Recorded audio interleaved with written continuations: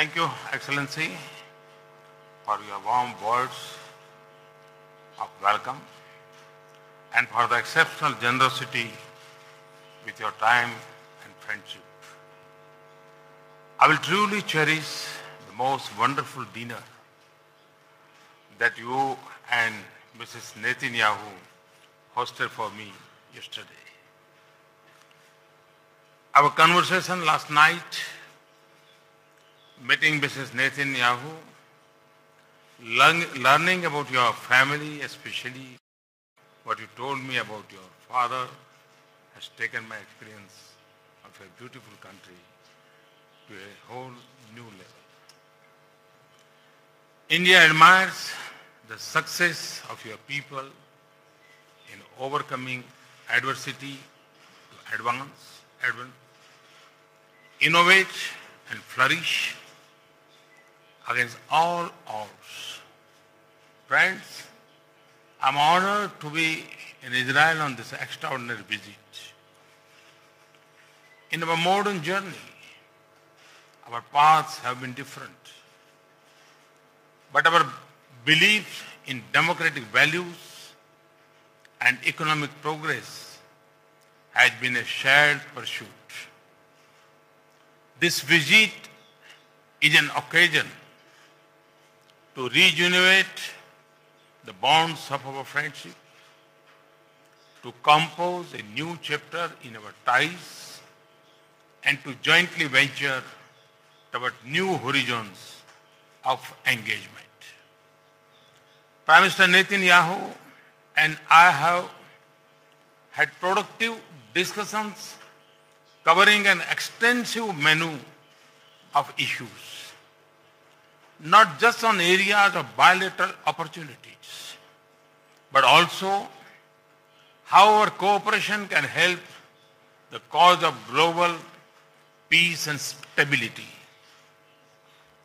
Our goal is to build a relationship that reflects our shared priorities and draws on enduring bonds between our peoples. Friends, Israel is among the leading nations in the field of innovation, water, and agricultural technology. These are also among my priority areas in India's development. We agreed that efficiency of water and resources use, water conservation and its purification, productivity increase in agriculture are key areas in deepening our bilateral cooperation. We are of one view that together our scientists and researchers would develop, build, and implement mutually beneficial solutions in the field. Our decision to establish a bilateral technology innovation fund worth $40 million for research in industrial development will help us in achieving this goal. We regard thriving two-way trade and investment flows as the bedrock of a strong partnership. Prime Minister Netanyahu and I agreed on the need to do more in this direction. Businesses on both sides should take primary lead in such efforts. This would also be our message to the CEO Forum tomorrow. Friends, India and Israel live in complex geographies. We are aware of strategic threats to regional peace and stability. India has suffered first-hand the violence and hatred spread by terror.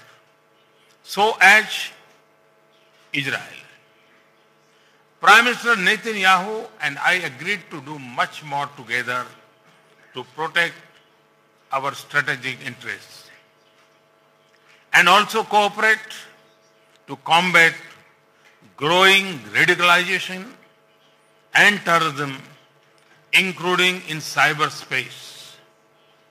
We also discussed the situation in West Asia and the wider region.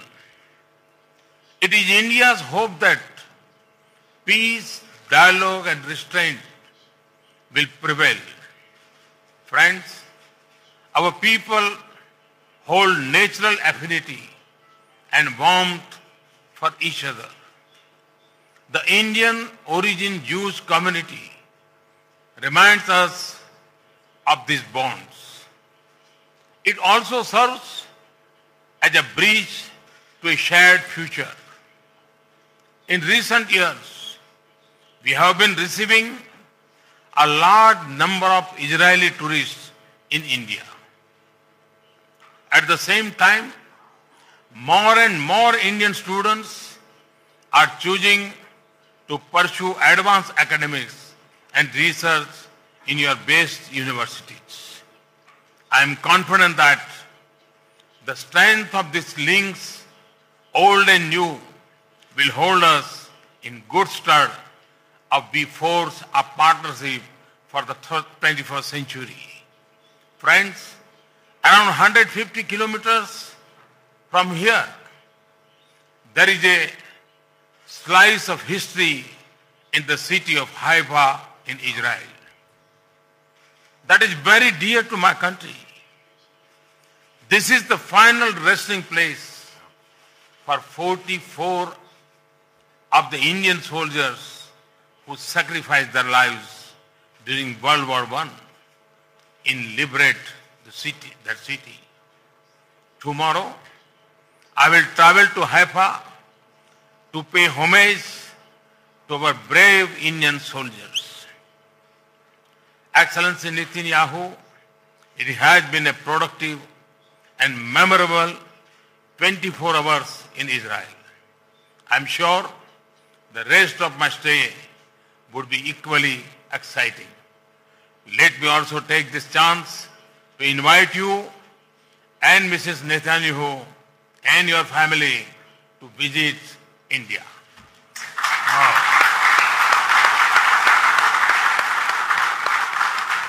I again thank you for your warm welcome and hospitality. Thank you.